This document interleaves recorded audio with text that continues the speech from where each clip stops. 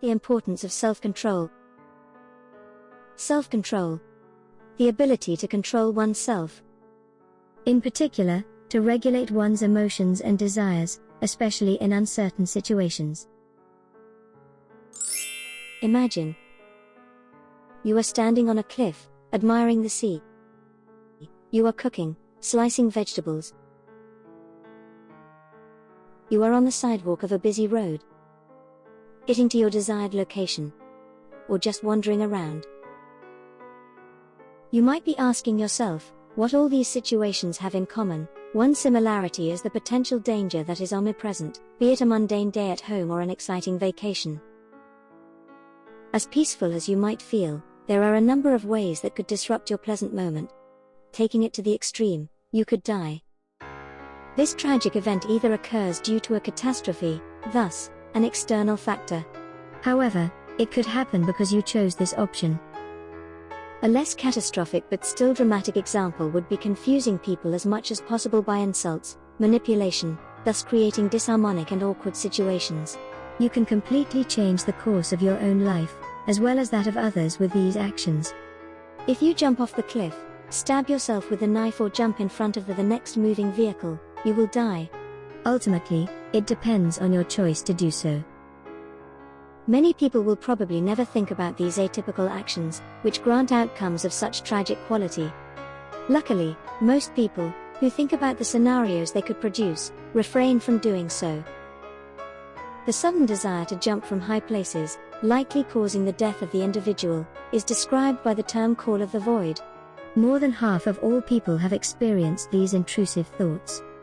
Statistically, the chances are good that you will come across this chilling experience yourself.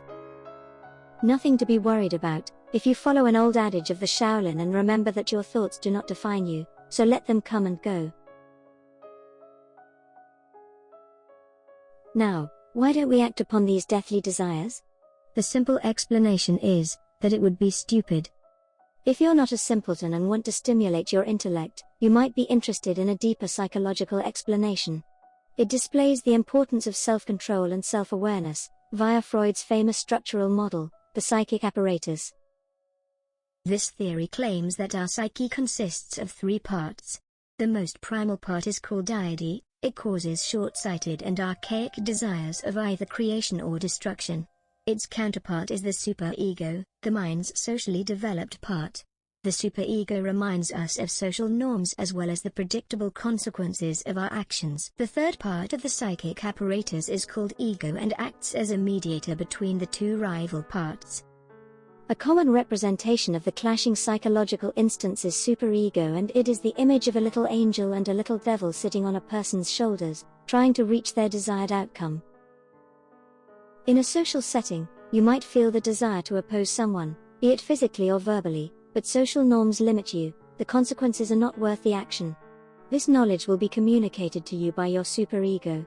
The desire for destruction, of a person's body or their argumentative perspective, stems from the id. The fact that every second person, those who experience the call of the void, will neither end their lives, nor damage it strongly by jumping off a cliff willingly, is due to self-control.